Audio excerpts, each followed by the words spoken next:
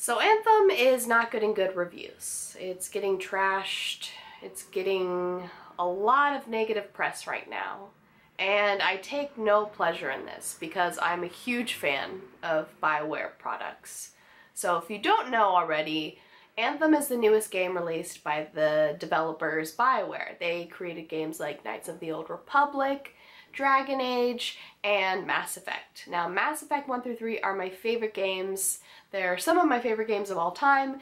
In fact, they're so influential to my love of gaming. They're the reason why I started this channel, and I finish every single video that I make with I Should Go. I've been doing that for years.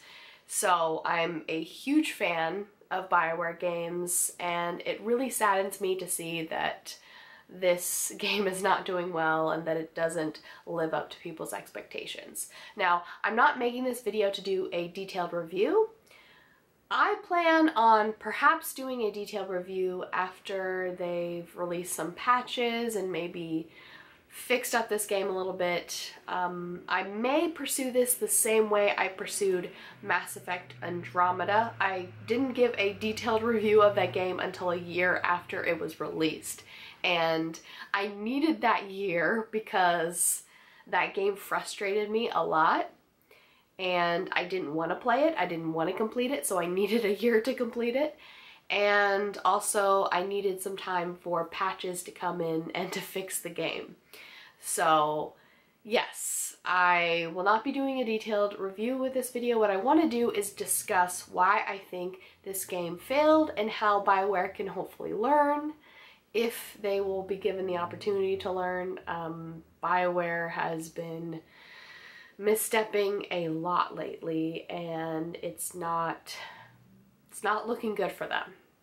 So I want to discuss how it could have improved and how hopefully Bioware can improve in the future. So I'm not just trying to jump on the hate train. I want to take maybe an analytical approach from a huge Bioware fan's point of view. So let's get started.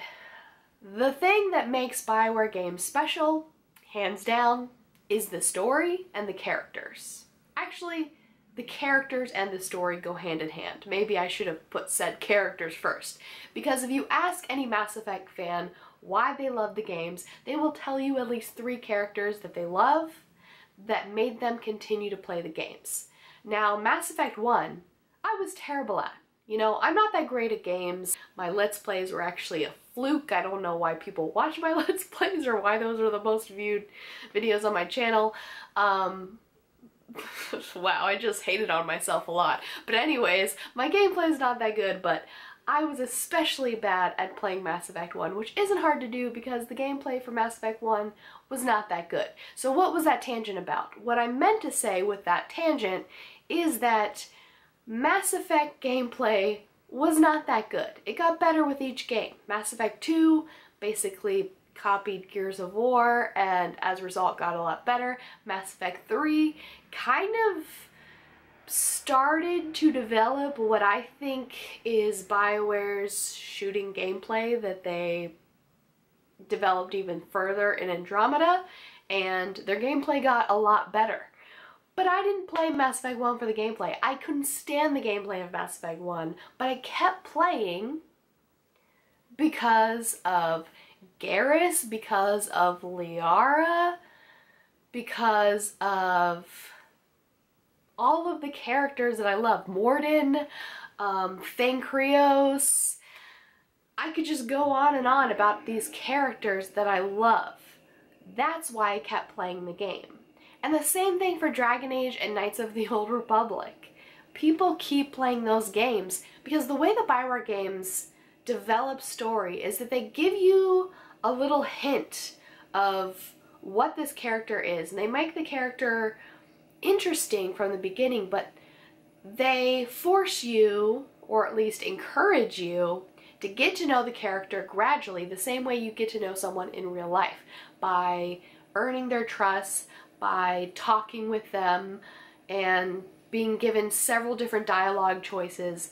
And the conversations in Bioware games are what are what is truly spectacular. And if you haven't been around long enough, like I know some younger people watch my channel, you don't realize how the dialogue in games was completely shaped by those early Mass Effect games. Like, it influenced games like The Witcher. It influenced a lot of different RPGs that we play today. Now, the story of Anthem, it's just not there. Did they have to follow the same formula? No. They didn't have to follow the same formula. But unfortunately, because Bioware is on the box, because Bioware developed this game, people are gonna expect a certain formula. And that's kind of unfair.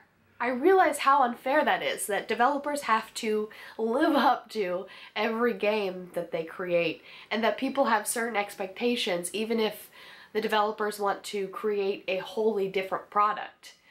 People walk into, not literally, but walk into Bioware games expecting a formula similar to that.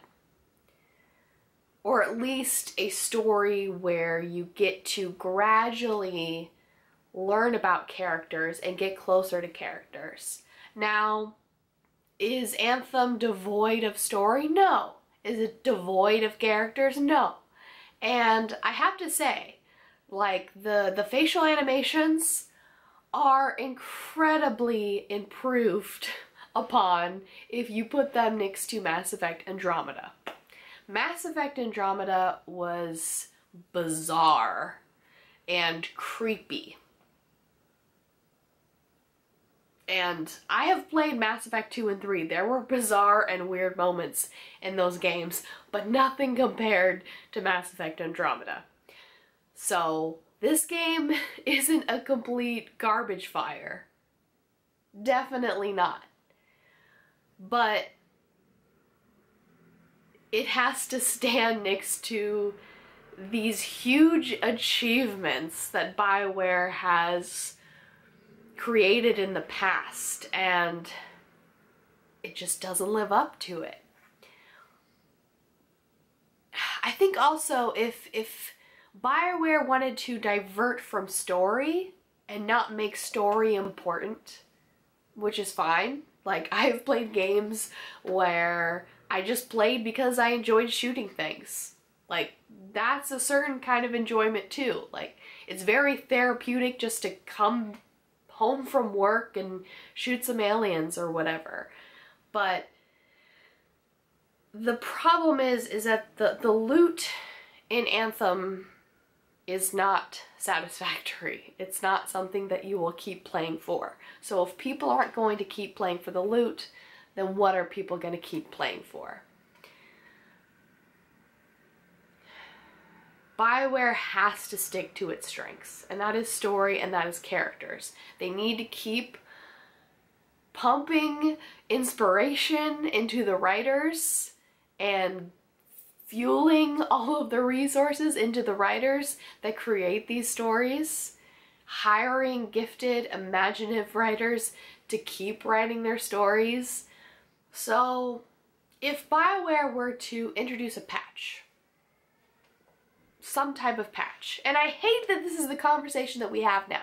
Like, this is the conversation that we have because we're so used to games being broken on release that we're just like, oh, but with a patch you can fix the game and make it playable. Like, this is a conversation that we have as gamers all the time now, and it is so flawed and maybe worth another video entirely. But if they could make a patch to make this game work, I would say either put in a few characters that you can get to know, whatever, or make some loot that you and your friends will want to keep playing for. You know, sure, it's fun to chat with your friends and play this game, but you can chat with your friends and do anything else. Give the players some loot that is worth playing for. And with that, I'm gonna finish this video and say that I really hope that video game companies can learn from this. Focus on your strengths and be careful when taking risks. Sometimes if you're gonna take a risk, don't forget who you are or where you come from. And most importantly, don't forget who your fan base is. It's really sad to see the downfall of so many companies that I love. And with that, I should go.